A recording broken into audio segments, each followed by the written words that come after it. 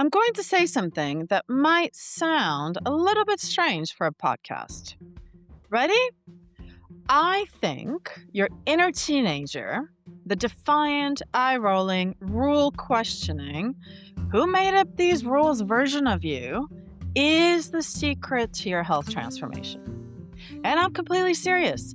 Not the disciplined adult who follows programs and tracks macros and sets alarms for 6 a.m. workouts. Not the responsible version of you who does what she's told and follows the plan and tries really, really hard to be good. Your inner teenager. That's the key. The one who pushes back, the one who questioned things, the one who looked at rules and said, but why? Who decided that? And what makes you think that applies to me? That version of you? She's been trying to tell you something about your health for years. And most of us have been too busy following other people's rules to hear her. Today, that changes. Let's go. Now, before we get into it, I want to personally welcome you to my podcast. Vera Brown, weight loss, health, and fitness coach for women 40 and above who want to lose weight and transform their health naturally and sustainably. After struggling with my weight and health for decades in the corporate world and as an entrepreneur, I lost more than 100 pounds in my mid-40s and have kept it off. No pills, no injections, no procedures, no extremes, no tracking. In my podcast, I share what worked for me, including actionable strategies. I discuss fitness, nutrition, sleep, stress, and mindset to help you achieve your weight loss and health transformation goals. Join me. Now, let's get into it. Today, we are doing something I've been genuinely excited to record because this is not a tips episode. This is not a science episode. This is more of a perspective episode. And I genuinely hope that it might shift something fundamental in how you think about your entire health journey. Everything is in the show notes. My free meditation, free nutrition guide, coaching details, wait list for my cravings tool. Grab those after we're done. Now, let's talk about teenagers. I want you to think back. I want you to actually think back, not just keep listening while you're walking or driving or doing chores or whatever you're doing right now. I want you to pause for a second and genuinely think back. I'm curious, who were you as a teenager? Were you the one who wore your clothes that made your mother absolutely cringe? The one who listened to music that made your parents knock on your door and ask you to please turn it down? The one who had opinions about everything and was not shy about sharing them? The one who saw a rule and immediately wanted to know who made it and why should it apply to you? Or were you a more quietly rebellious teenager? The one who smiled and nodded and then went ahead and did exactly what you wanted to anyway. The one who found subtle ways to assert yourself without making a scene. The one who picked her battles carefully, but picked them fiercely when she did. Or maybe, and this is just as valid, you were the teenager, the one who really did follow the rules on the outside, but who had a whole inner world of questions and doubts and this doesn't feel right emotions that nobody ever saw. Maybe your teenage years were when your rebellion was internal, when the questioning was quiet, but it was absolutely there. Because here's what I want you to know. Every single one of those versions is a rebel. Because rebellion doesn't have to be loud, it doesn't have to be dramatic or visible or obvious. At its core, rebellion is simply this: the refusal to accept something as true or right just because someone else says it is. Rebellion is that insistence on questioning, the unwillingness to hand over your thinking without asking a few important questions first. And I'm willing to bet, actually, I am certain that you had that in you. Why? Because all children do. All children are born asking why. Why do I have to? Who decided? What happens if I don't? So, what about you? Really think about it. Were you a teenage rebel? What did that teenage rebellion look like for you? Because today I want to tell you about what it looked like for me. And I want to give you two very specific visual pictures because I think the visual pictures are what make it real. The first one is this: I had this t shirt as a teenager that said the word whatever on it. Literally just that word, whatever, in big forest green letters across the front. There was nothing else on this white t shirt. No flowers, no embellishments. Literally just a white t shirt with large bold letters saying whatever. And that t shirt, it wasn't a fashion choice, it was a statement of philosophy. Whatever to the rules, whatever to the expectations, whatever to the idea that I should just go along with things because that is what you do. And I wore that t shirt constantly. And it drove people around me absolutely mad, which was, if I'm honest, at least 50% of the point. Hey, teenage rebellion, right? Now, the second picture I want to paint for you is this. I used to wear blue nail polish as a teenager, which by today's standards might sound unremarkable, but at the time felt genuinely radical because the unspoken rule, the completely unwritten, never say it out loud, but absolutely understood rule was that red and pink were the only acceptable nail polish colors for a girl because they were judged to be feminine. Red and pink were attractive. Red and pink were what a girl who cared about looking nice wore. Or maybe a light peach or a neutral color that was just in the background that nobody could really tell you were wearing nail polish. And those colors were meant to make you look put together and pretty, but in a way that didn't call too much attention, right? But blue nail polish, blue was weird. It was too alternative. It was not pretty. It was not quite right. And my inner teenage rebel said, why? Who decided that red and pink equals feminine? Who decided that blue equals weird? And why should I even care? So I wore the blue nail polish, and I felt every single time I looked at my hands a small but genuine satisfaction. Not because the blue, that specific shade of blue, is the most beautiful color in the world, but because it was mine, because I decided it. And here's the thing: neither of those things changed the world. Neither of them were particularly brave or dramatic in the grand scheme of things, but both of them were expressions of the same thing: the refusal to just accept someone else's definition of what I should be without at least stopping to ask. But who decided this? Why does it apply to me? Now, what about you? I'm curious. Think of the young girl you were in high school, the woman you started growing into as you left school and moved on to the next phase of your life. What were your versions of the blue nail polish and the whatever t shirt? What were the moments, small or large, quiet or loud, when your inner rebel showed up and said, no, I'm deciding this for myself? Maybe it was the music you listened to that nobody in your family understood. Maybe it was the boy or girl you fell for who did not fit the expected mold. Maybe it was the career path you wanted when everyone around you had a different opinion of what was sensible.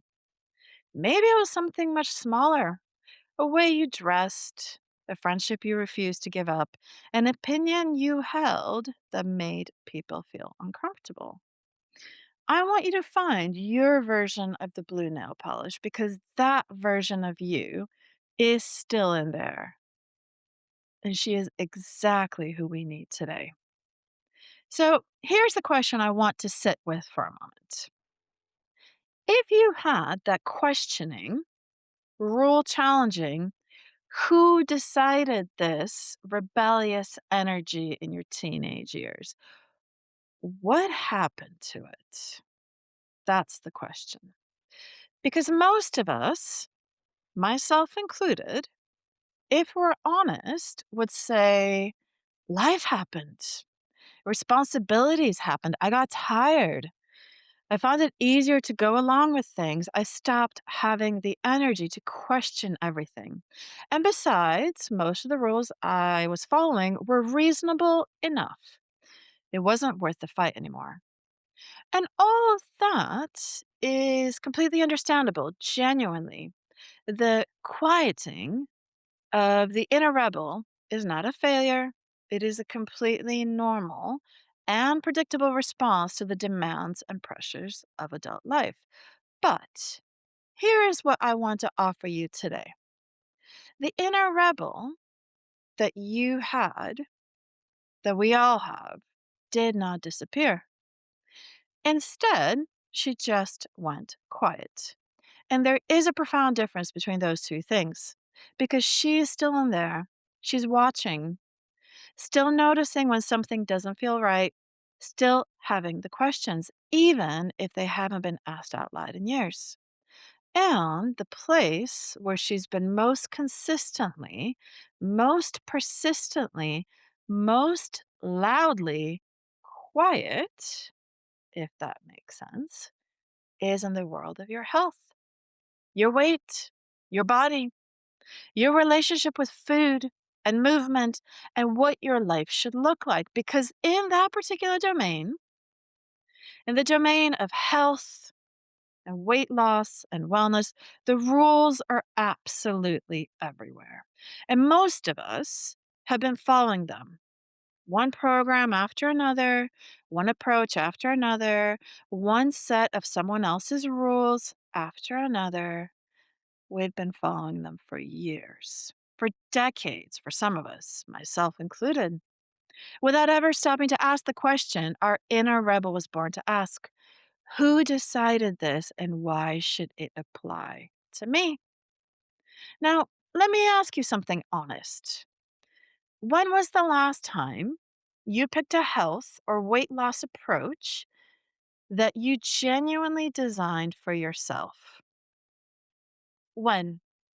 Not a program someone else created, not a plan you found online, not advice from an influencer or your well meaning colleague who lost the weight on something and swore you should try it.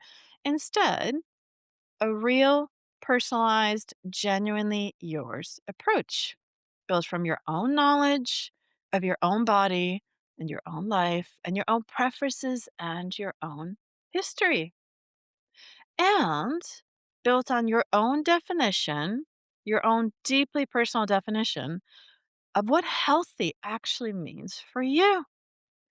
Because for most of us, the honest answer is never, or so long ago that we can barely remember. And I think that reveals something really important about why so many of us have been stuck in the same cycle: the losing weight and regaining weight, the starting of a program and the stopping, the trying everything and feeling like nothing works. It's not because we've not tried hard enough, it's not because we lack discipline. It's because we've been following other people's rules indefinitely, maybe for our entire adult lives. Now, let me give you some examples of other people's rules because I think when you hear them said out loud, your inner teenage rebel is going to have some feelings. You know, the rule that says that weight loss is simply calories in minus calories out. Eat less, move more. As if that advice explains why millions of us, men and women, are still struggling with our weight and health. The rule that says if you're not suffering, you are not trying hard enough. The rule that says pain is weakness leaving your body, no pain, no gain. The rule that says that certain foods are clean and others are dirty, others are guilty pleasures, that you have cheat meals and non cheat meals. The food can be earned or that indulging in food requires punishment. The rule that says that a good workout is a brutal one. A gentle movement doesn't count. That if you're not broken the next day after your workout, you may as well have stayed in bed because it didn't really count. The rule that says that health progress should be fast, visible, and dramatic, and that slow, sustainable, genuinely lasting change is somehow not good enough. The rule that says that if the before and after photo of your weight loss would not stop someone scroll on Instagram, it doesn't really count. And can you feel that? Can you feel that quiet internal rebel reaction to each one of those? That something about those rules doesn't sit quite right.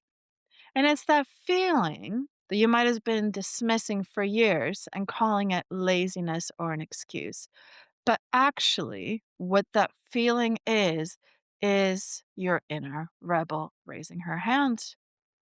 She's been cataloging every single one of those rules for years, and she's been right about every single one that didn't fit your life. Because let me tell you about the 2 decades I spent following other people's rules for my health and my weight. Because I think it's really important that you know that this was not a brief experiment for me. This was the majority of my adult life.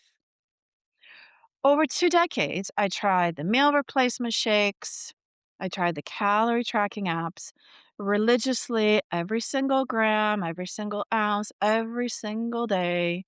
I tried the vegan phase. I was also vegetarian for years. I dabbled with the raw diet at some point as well. I did the hardcore fitness classes that left me unable to walk for 3 days. I did the extreme restriction programs and the ones that promised dramatic results in dramatic timeframes. And here's the irony that I didn't understand for years. Some of those programs actually worked, but short term. Some of those rules worked.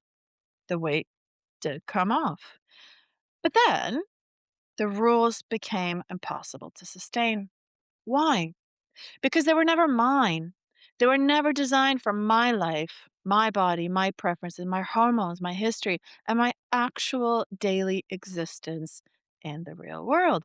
And I never felt like I chose those rules willingly and with true authenticity.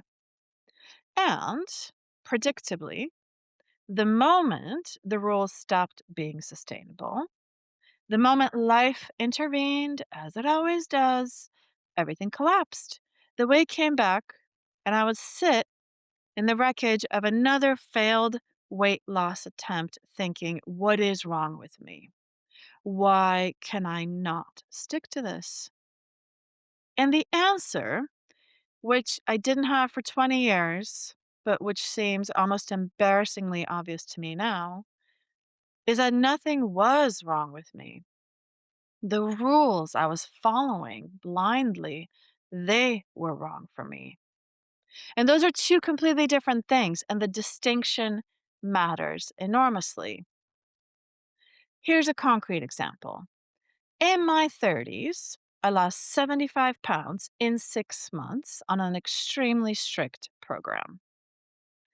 75 pounds in 6 months is no joke. I weighed everything, counted everything. I did multiple hours of exercise every single day. I was miserable. And after those 6 months, the weight came back. Every pound and then some. Because the approach was built on rules I could sustain for a few months, but not for a full life. And my inner rebel the one who'd been quiet for a long time, she was trying to tell me something the whole time. She wasn't trying to sabotage me. Instead, what she was trying to say was this. She was telling me, this is not sustainable. This is not yours. There has to be another way. I just wasn't ready to listen just yet. And I want to stay here for a moment because I think this is one of the most important things I'll say in this entire episode. The part of you that has always eventually quit every program you've ever followed, the part that found reasons to stop, that got bored or frustrated or overwhelmed, that found the rules impossible to maintain in real life, that part of you has probably been called your lack of willpower for most of your life. Maybe your weakness, your inability to commit, your self sabotage. But I want to offer you a completely different interpretation because I genuinely believe that that part of you was not weakness. That part of you was wisdom. Your inner rebel, the part that eventually pushed back against every external set of rules. And she was right.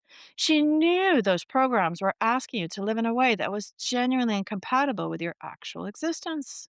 She knew the rules were someone else's. She knew what was being asked of you was not sustainable, not joyful, not something that could be maintained across a real life with real demands and real complexity. She just didn't have a better alternative to offer you. And without a better alternative, all she could do was say no. But here is what she was really trying to tell you, your inner teenage rebel. She wasn't telling you that change is impossible.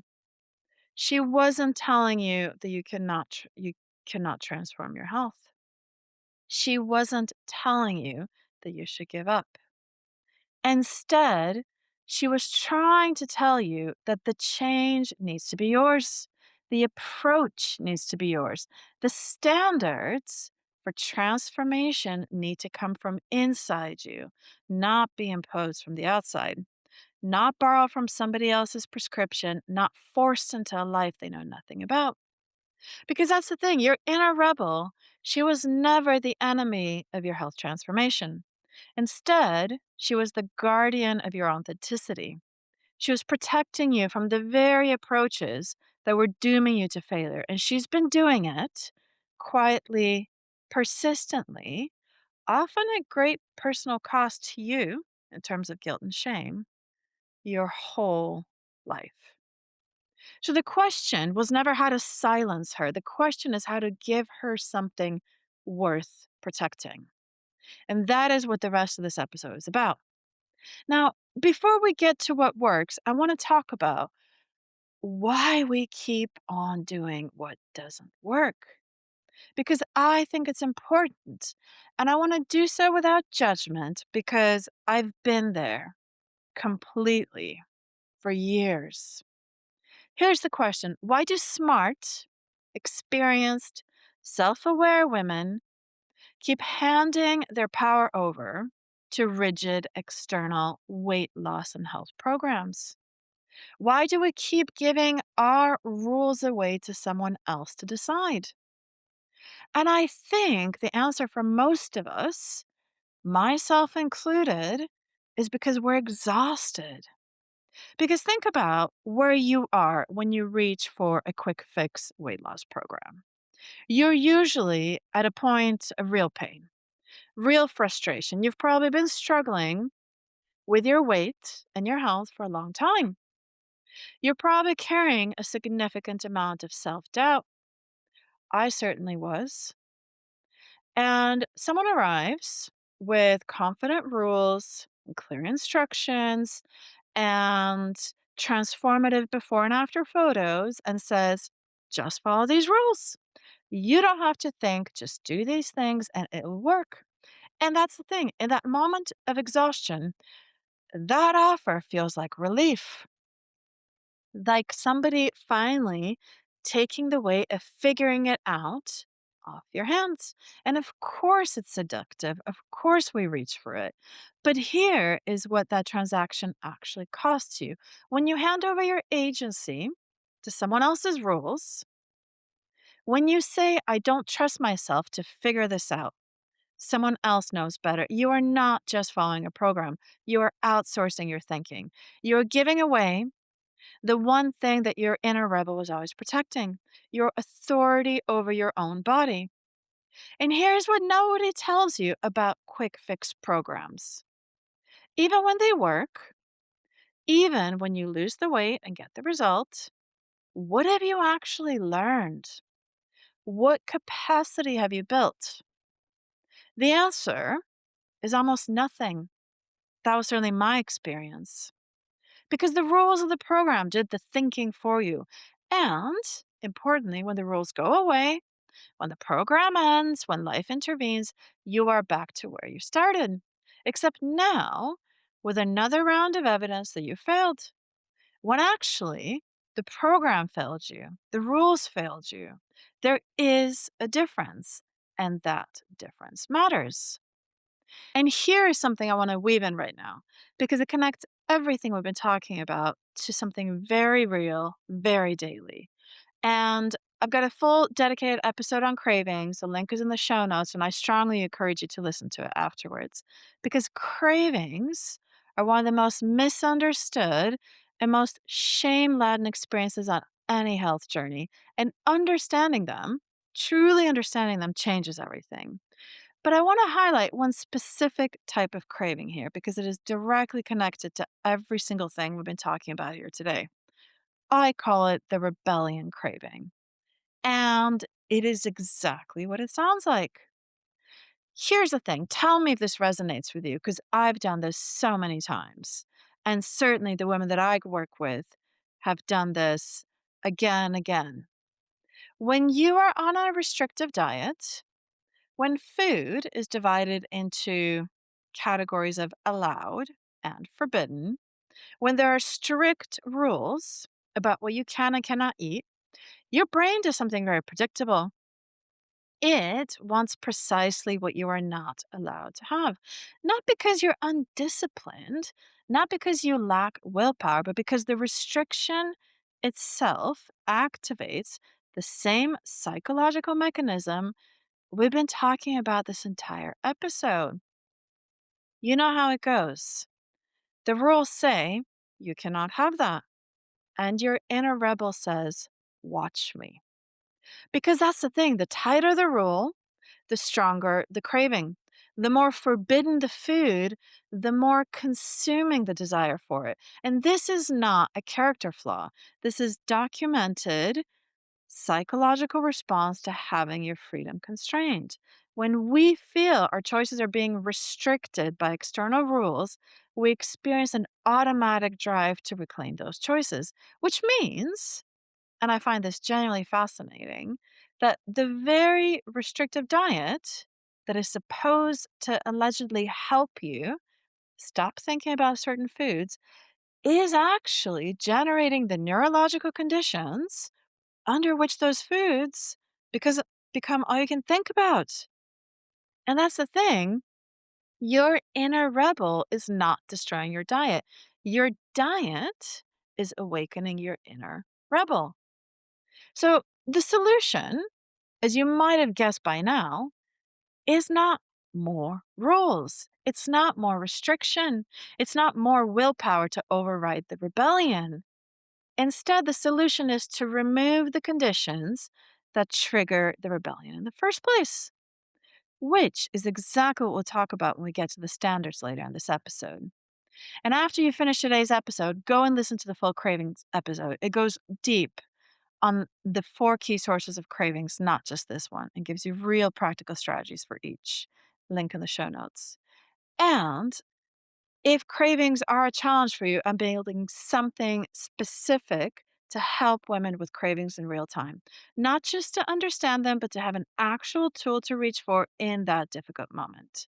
The waitlist in the show notes, join it and be amongst the first to have it when it launches. Right. We have now established that rules do not work long term for most of us. We've also established that your inner rebel, that courageous, incredible teenage inner rebel, she is not the problem. Instead, she is the most honest and most consistent guide you have. And we've established that 20 years of trying other people's approaches and rules and programs did not produce lasting results for me. So, what does? Well, I want to share with you the philosophy that underpins my entire approach to health transformation. And I want to be very clear about what I'm sharing here. This is not a 5-step program. This is not a coaching package. This is not the specific strategies I use for nutrition or movement or sleep or stress. Those are the actual work of transformation. And that is what my coaching covers in detail in a completely personalized, no judgment, no shame way that is built around your specific life. Today, in this episode, what I'm sharing is the philosophical foundation, the mindset infrastructure that I believe is what has to come first. From me, learning the lessons the hard way during over 20 years of living the wrong approach and several more years of living the right one. This philosophical foundation, where your inner rebel is the hero and it comes first before the strategies, before the specifics, before any of the actual work.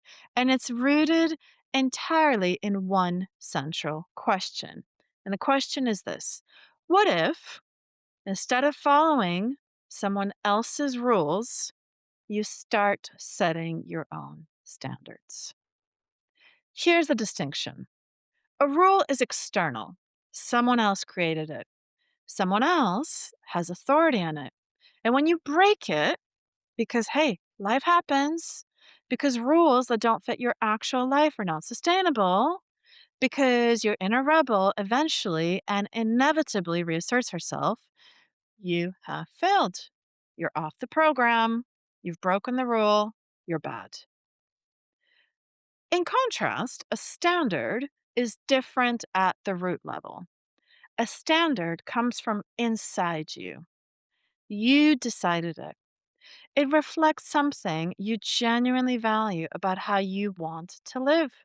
And when a standard slips, because real life is messy and nonlinear, and you are a human being, not a machine, you haven't failed. You just had a day, and you return to your standard with the next choice and the next meal and the next day because the standard is yours. Do you see that difference? I want you to really feel it. A rule asks, did you comply today? In contrast, a standard asks, who are you choosing to be today? And that's the thing. A rule is about performance. A standard is about identity. And identity, who you genuinely believe yourself to be, is the only thing that creates permanent change. Now, here is where I want to get practical with you. I want to share 5 questions, not steps in a program, not a protocol, but questions. Questions that your inner rebel deserves to ask about any approach to your health or weight loss goals that you encounter. Questions that most weight loss programs, diets, health transformation plans, protocols, and quick fixes have never encouraged you to ask at all. Because, I would argue, those programs and diets, frankly, need you not to ask them. So let's get into it. Question number 1: is this actually a rule, or is it being presented as a fact? And this one sounds simpler than it is because most rules in the health and wellness world are actually presented as facts. Eat less, move more, calories in, calories out, low fat is healthy, high intensity is the only effective exercise. These sound like scientific truths. They sound like facts. They sound settled. They sound like things that everyone knows and agrees on. But actually, they are just rules. Someone decided them, someone is promoting them. And in many cases, I will, as we're exploring in depth in other episodes on the show, they're either oversimplified to the point of being misleading or simply not applicable to every person in every body at every stage in life. Or even worse, they're outdated based on old science that simply hasn't held up. And the first act of your inner rebel is simply to see the rule as a rule. Because the moment you do, the moment you stop accepting it as an unquestionable truth and you start seeing it as something someone somewhere decided, it loses its automatic authority. And importantly, you gain your power and authority back. You now have to decide whether this rule applies to you. That is an entirely different relationship and it changes everything. Think about how differently you engaged with rules as a teenager when you actually stopped to question them rather than just accepting them automatically. Some of those rules turned out to be genuinely be reasonable once you examined them. Other rules turned out to be arbitrary. Others turned out to have been made for somebody else entirely and had no particular business governing your life. The same applies here. Question number 2: who made this rule and for whose life? Here's my tip here: consider the source. Now, I'm not saying to dismiss all expertise. No. There is genuinely valuable expertise in nutrition and health and weight loss, and a lot of it is shared online. And I'm not suggesting we throw all of it away. No. But I am saying this: just ask, is this person's approach relevant to my specific, actual lived life? Do they understand what it means to be a woman in her 40s or 50s or beyond, navigating perimenopause or menopause and hormonal changes, and a career and family, and the reality of living in the real world with real food, real stress, and not always enough sleep, and decades of yo yo dieting history in her body? Because the reality is, a significant proportion of health and weight loss advice was created for a very different person in a very different circumstance. And applying that advice wholesale to your life without asking whether it fits is exactly how you end up following rules that were never designed for you. And I want to mention something here that is increasingly relevant. We are living through a moment in which growing percentage of online health content is not from actual human beings with real lived experience at all. Instead, it's AI generated content and it's influencer content designed to generate engagement rather than actually help you. It's marketing dressed up as advice. So, when you consider the source, also ask, is there a real person behind this? Do they have actual personal lived experience? Are they selling me something? And your inner rebel, who's always had excellent instincts about who to trust and who was just telling her what she wanted to hear, she is a very good source of discernment here. Question number 3: does this actually fit my real life?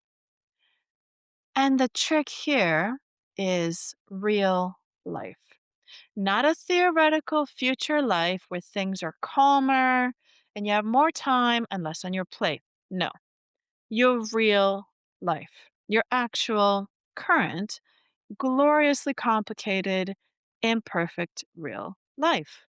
And I want to gently challenge something here. I'm not saying only do what's comfortable. Because growth genuinely requires getting outside of your comfort zone, and I believe that completely. But there is a real and important difference between something being challenging, which is fine and often necessary, and something being fundamentally incompatible with the way your life actually works. One you can grow into, the other is a program that is waiting to collapse the moment life reasserts itself. I challenge you, think about the programs that you've tried that eventually fell apart. When did they actually fall apart? Was it really because you lacked willpower? Or was it because the program required you to live in a way that could simply not coexist with the rest of your actual existence? Think about that honestly, because I think for most of us, if we were really honest with each other, the answer is the latter. It's because the program was not built for a real life. It was built for a controlled experiment in a vacuum, and that is quite simply not real life. And your inner rebel knew this from the beginning. She was trying to tell you, and yet we just call it self sabotage. Question number 4. Can I try a small piece of this before I fully commit? I think this is a key one. Before full commitment on any approach, any program, any method, try it on, just like shoes. You wouldn't buy shoes without trying them on.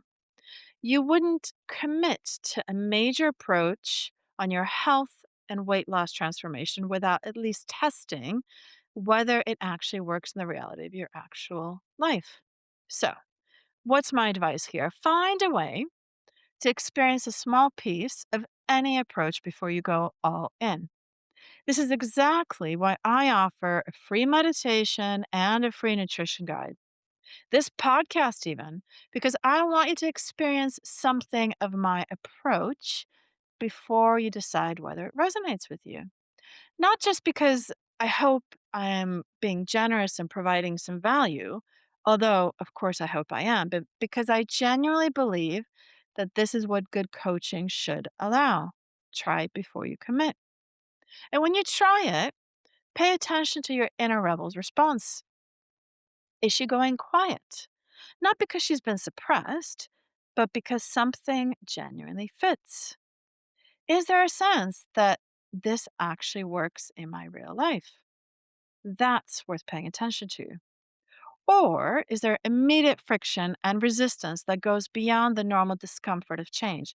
That is also worth paying attention to because your inner rebel has very good instincts about what is genuinely sustainable for you and what is not. Question number 5. Can I own this? Can I genuinely make it mine? This is the big one. The big one. The question when your inner rebel finally gets to do her most important work and most creative work. Can you take whatever wisdom is in this approach, whatever genuinely useful thing it contains, and transform it from an external rule you follow into a standard you choose to set for yourself?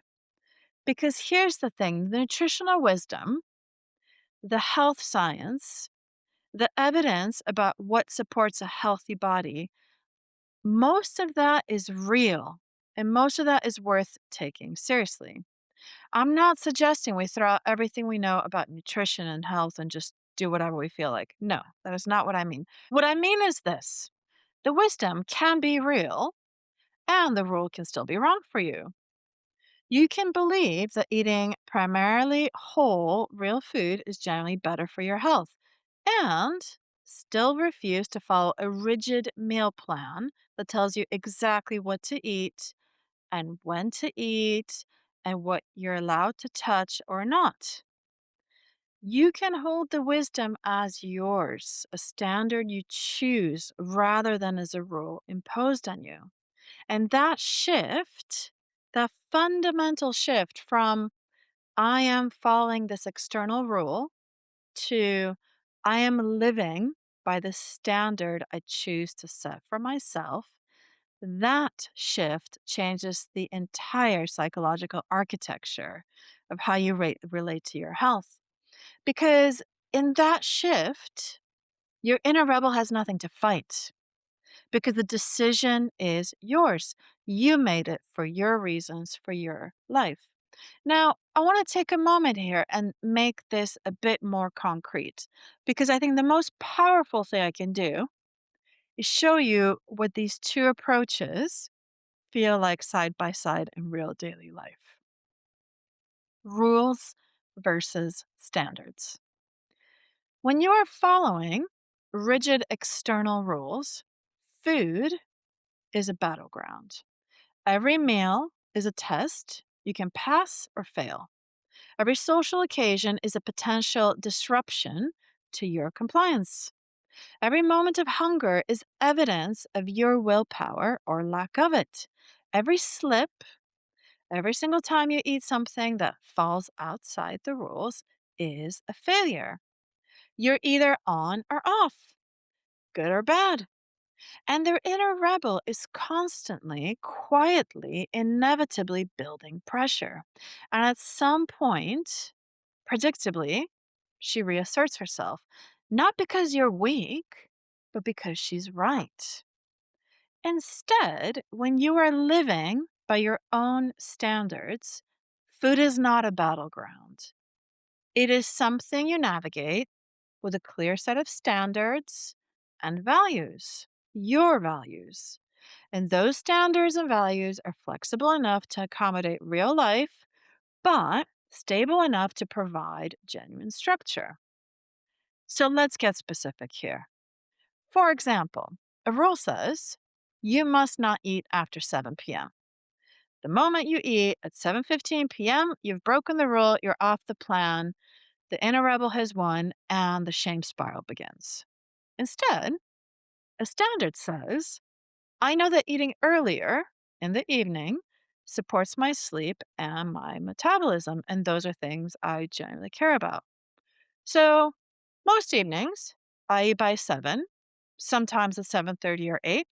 One evening, it's at 9 because life happens, and I return to my standard the next day, not because a program is watching, but because the standard is mine.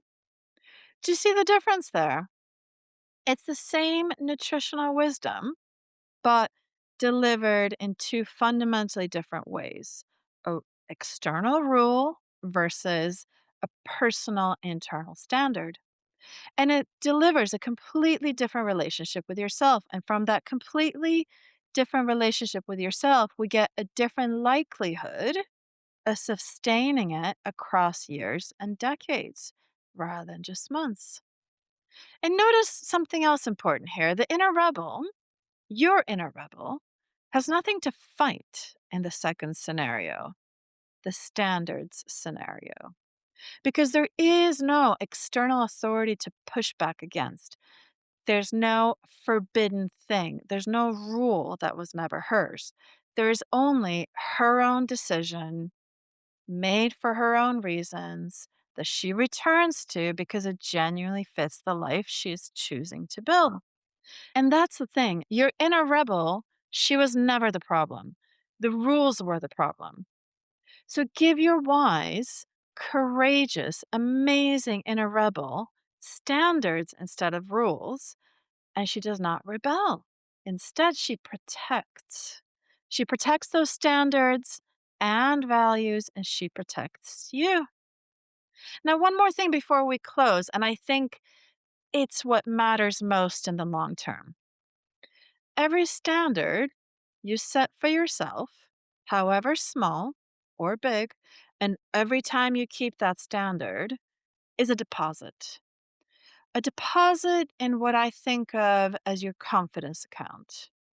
A piece of evidence that you are someone who does this, that can decide something and follow through with it.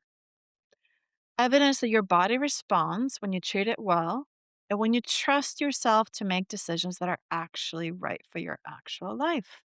And that's the thing, over months and years and decades, those deposits compound. A small standard kept for a week because something you barely even have to think about. An effortful choice now becomes default in the future. A conscious decision at the moment becomes your future identity. And that is the true transformation. You stop being someone who is trying to be healthy and start being someone who is healthy. And that identity, that settled, grounded, I know who I am relationship with your own health, that's what makes it permanent.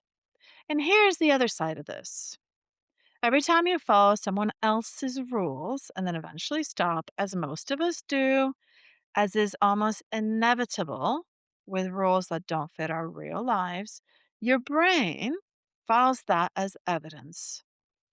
But the thing is, it doesn't file that as evidence that the rules were wrong for you. No, it files that as evidence that you failed.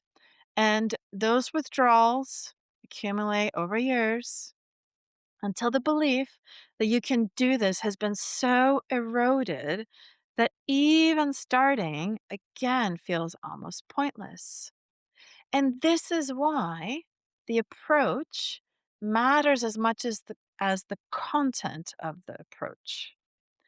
Not just whether you lose weight in the short term, but whether the approach is building your confidence or depleting it, whether it is building evidence for the story of I can do this or the story of I will always fail. And that's the thing, living by your own standards, even imperfectly, even slowly, even with weeks that are less consistent than others, that is an act of continuous confidence building. Every day you return to your standards, you are slightly more certain, slightly more established in the identity of someone who takes genuine, sustainable care of herself. Not because a program told her to, not because she was following a strict set of rules, but because she decided to. And that is the transformation. Not just the weight loss, but the identity, the unshakable, compounding knowledge that you are someone who does this. And that knowledge, unlike a program, unlike a set of rules, unlike someone else's prescription, that knowledge cannot be taken away from you because it is built from your own evidence, your own choices, your own standards. Now, I'd love to bring this all home. Your inner rebel, your teenage rebel, she is incredible. Her intrinsic drive to question, to ask, to explore, these things are to celebrate, not repress. She's intelligent, wise, loving, and your greatest supporter. And as it turns out, your inner rebel was right all along. Every program she eventually pushed back against, every set of rules she found unsustainable, every time she said, this is not mine, this doesn't fit, there has to be another way, she was right. Not weak, not unmotivated, not self sabotaging, not lazy, not broken, but instead, she was right. She was not preventing your health transformation. Instead, she was protecting you from approaches that were never going to deliver it. She was the part of you that knew, even when you didn't have the language for it, that the rules were wrong, that the approach was not sustainable, that something fundamental was missing from every program you've tried in the past. And what was missing was you, your authority, your thinking, your power, your values, your standards, your genuine, personalized, nobody else can define it for you ownership of what health means for your body and your life. And the shift that I'm describing here today, from following to deciding, from complying to choosing, from other people's rules to your own standards, that shift is not a technique. It's not a method. Instead, it's a philosophical reorientation. It is what has to come first before any specific strategy about nutrition or movement or sleep or stress. And your inner rebel, the one who wore the whatever t shirt and the blue nail polish and questioned every rule she ever encountered, she's been waiting exactly for this. Not a better program to comply with, but something genuinely worth protecting. So give her standards to live by. Give her ownership of the decisions that matter. Give her back the authority over your own body and your own life that she's been fighting for all along. And that girl who questioned everything in the school corridor in the teenage years, who looked at the rules and said, well, who decided this and why should it apply to me? She was right about everything that mattered, including your health. So give her the power to decide. Now, before I let you go, a few things. If the rebellion craving resonated with you today, the idea that restriction is literally generating the cravings you've been fighting, I have a full dedicated episode on cravings that goes deep on the sources and we can actually do about them. It's one of my most important episodes. The link is in the show notes. Go and listen to it next. And I'm building something specifically designed to help women manage cravings in real time. An actual tool for the moment when the craving is overwhelming and the old patterns are trying to reassert themselves. If that sounds like something you want, the waitlist in the show notes. Just a few seconds to sign up, and I would genuinely love it for you to be one of the first ones to know about it when it launches. And if today resonated, if something in this episode stirred something in you, if your inner rebel cleared her throat, and if you want to explore what your own standards for a health transformation might look like, what a genuinely personalized, no shame, no judgment approach to your health transformation could feel like, I'd love to work with you. The link for one-to-one coaching is in the show notes. Come and find out what this looks like for your specific life. If this episode helped you, please share it with another woman in your life who you know is exhausted by following other people's rules. Just forward it. I know she'd appreciate it. A review on Apple Podcasts helps more women find this show. Under 2 minutes, and it's truly appreciated, helps spread the word. Everything that I talk about in this episode today, the free meditation, free nutrition guide, cravings episode, waitlist coaching, all in the show notes. Take care of yourself. Your inner rebel would absolutely insist on it. And thank you for joining me for today's episode. If you want more real, honest guidance on losing weight and transforming your health sustainably in midlife, you're in the right place. Subscribe here and get my strategies, mindset shifts, and the tools that actually work for women 40 and above. No BS, no quick fixes, just real transformation. And don't forget, you deserve to feel good in your body and life. I believe in you and I'm cheering you on every single step of the way. Have an amazing day.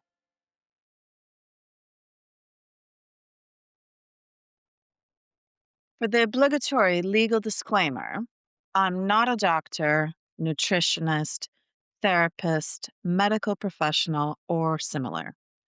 All information shared on this podcast is purely for informational purposes and does not constitute medical advice. It is entirely your personal choice and responsibility as to what information you use. Please consult your own medical professional for any medical advice.